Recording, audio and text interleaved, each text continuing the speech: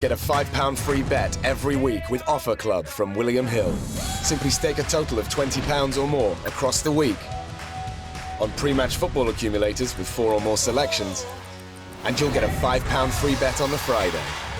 Join William Hill Offer Club on mobile or online now.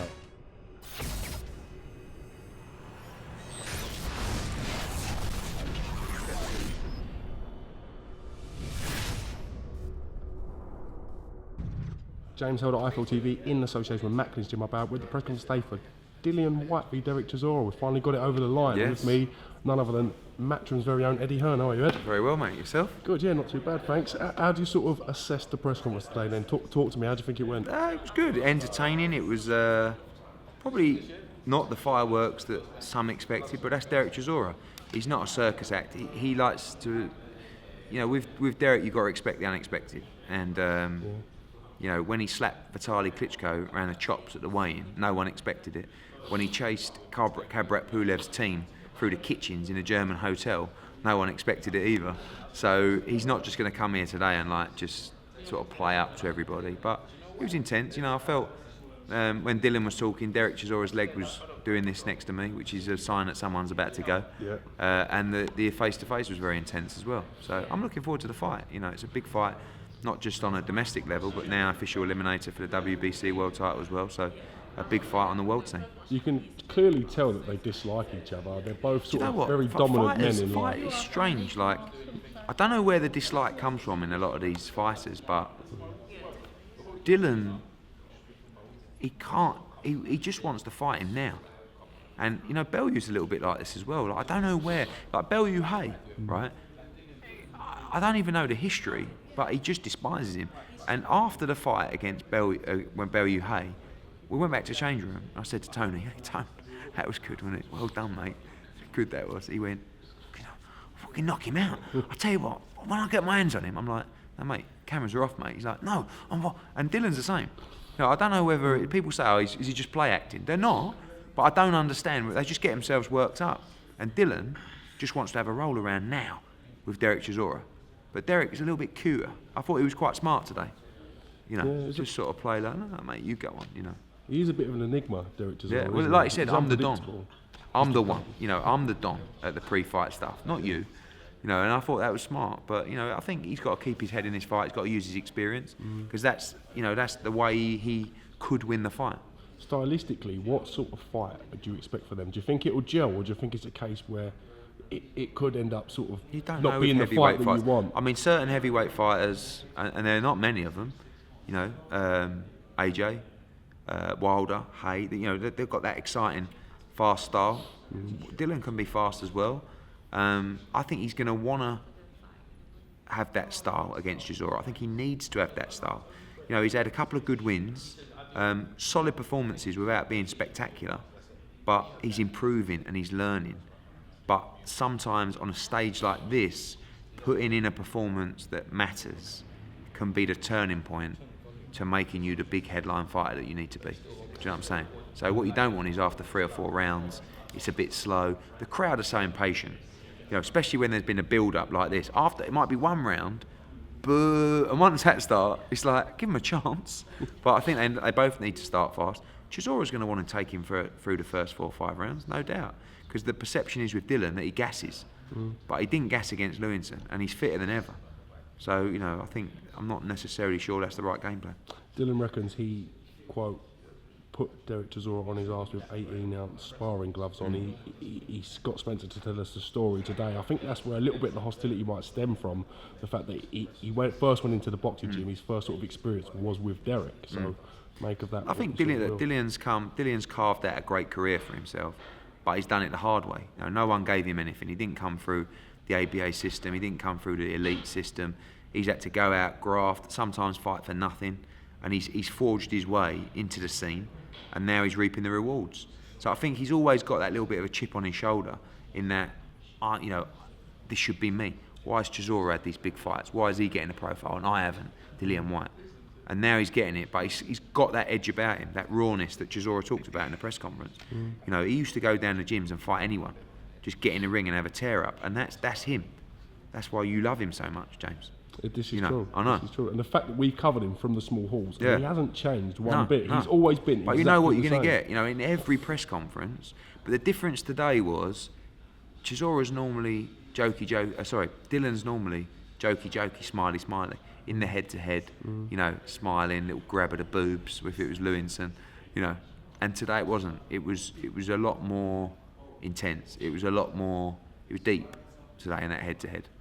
Speaking of intense, I watched your interview with Coogan yesterday. When did Coogan decide to go all Donald McIntyre on you? Really? He went in. Really? He didn't really let you off with the questions yesterday, Coogan, to be fair to but him. I don't mind. You can ask me what you want. Anyone can. Yeah. That's the beauty of you know, doing what we do and doing what you guys do. If I don't give you the information, if I don't tell you what's happening, then we wouldn't be interacting with the fans, would we? So, you know, people say, oh, you know, do you think you should have kept the Vladimir Klitschko discussions quiet?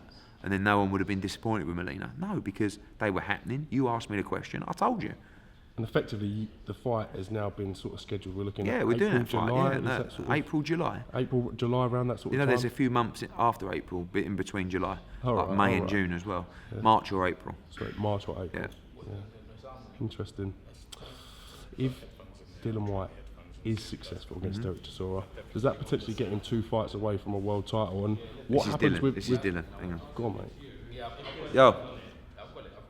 You alright? Okay.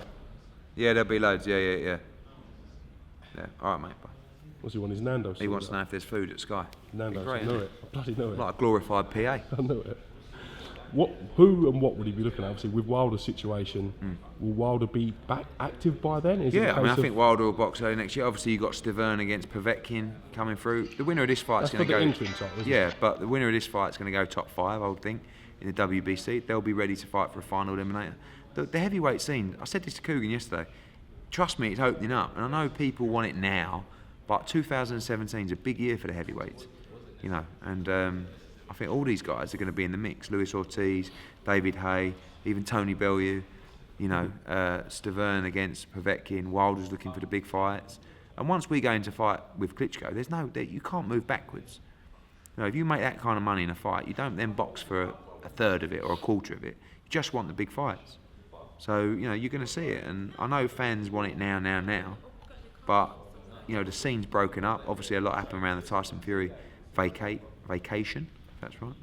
And now it's opening up for the big fights we made. Speaking to Dillian Whyte today regarding Anthony Joshua, he just shut me down straight away. He doesn't want to answer any questions on Joshua. You can quite clearly see there's been no sort of resolution. The animosity is still real. It's a fight that can be built still. It's a fight both fighters would like again. Do you see that as a realistic option? Yeah, I though, think that it is. rematch I'd down the line? like it to be a unification fight, and I believe Dillian can win world titles. So, you know, we've got to go down that route and try and make that happen. You know, I spoke to him. He thinks the Molina fight's a good fight. He thinks it's a tough fight for Joshua. He expects him to come through. And, you know, I think he's...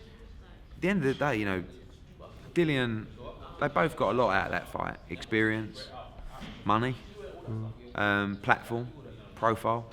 And Dillian's ridden the crest of that wave. Boxed on his undercard on June the 25th, boxing on his card here again.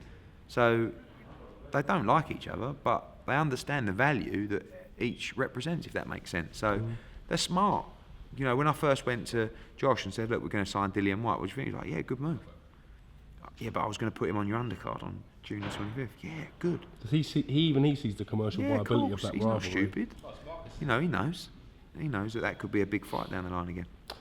Deontay Wilder chats to IFL TV quite a bit here and there, telling us his plans and what he's up to and stuff. Maybe not on the camera. He dropped something down there, mate.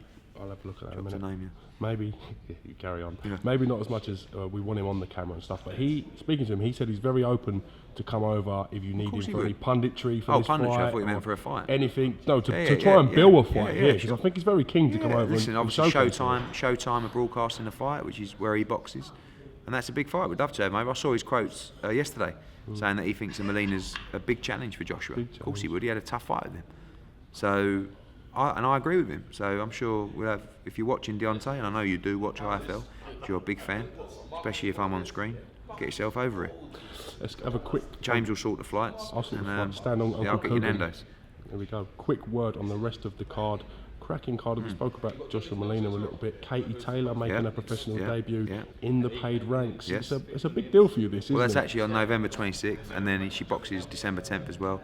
Huge response, and I'm excited about Katie. When I said, yes, I've been through this with Coogan yesterday, but when I sat down with her, I felt invigorated. You know, I was excited to.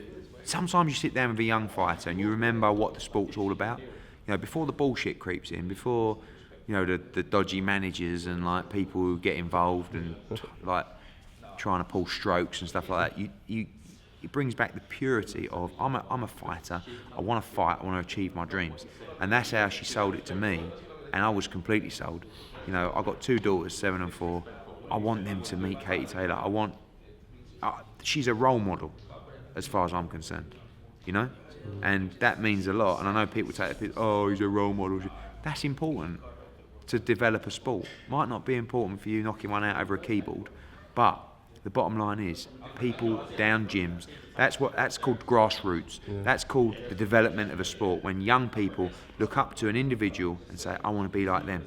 And for me, Katie Taylor is someone, and I'm speaking to you as someone that has daughters. If my daughters turn around to me and say, I want to be like Katie Taylor, I would have no problem with that because she's an outstanding individual. Cal, your fight challenging for a world title against Conception. Really tough fight. Go and watch Conception. Because, again, the Conception is that, it's Eddie Hearn's fighter in a world title fight, he's going to win that. Go and watch Lewis Conception. And watch him against Quadras, watch him against these guys, mate. That is a brutally tough fight. But I believe Kaliafai's a special fighter. Quigg's going to be back. We'll announce his opponent this week. He's going to be in a big fight. It's not going to be just a 10-rounder. Got Burton against Buglioni. Great fight. Really good fight. And a lot of people, I think that's a 50-50 fight. A lot of people say they think Burton's going to stop him in 6 or 7 rounds. I think it's a really, really tough fight. Big fight. Yeah. Quick word on Monte Carlo next week. First show abroad that you've actually promoted yourselves and that. Can't wait to watch Luis Ortiz. Great opportunity for Stephen Smith to win a world title in a very tough fight. Jamie McDonald's in a really tough fight against Laborio Solis. Again, these guys, you know, if you want to call yourself an expert, go and watch the Yamanaka fight. You know, between Solis, where he decked him twice. It's a tough fight. Martin Murray's got a great replacement in Dmitry Chudinov, who had a great fight with Eubank. It's a good fight stylistically. I'm excited about the show. Any more word on Abraham? Anything been sort of mentioned? No, I mean, Coogan was alluding that he swerved the fight with a dodgy injury. I've spoke to Salins who confirmed he was injured. I believe them, and we'll see what happens. All right, well, listen, on that note, thank you very much for answering my questions so honestly. We do look forward to catching you again real soon on the channel. I do look forward to being on here, James. We do look forward to listening and having you on here. Thank you, my dear man.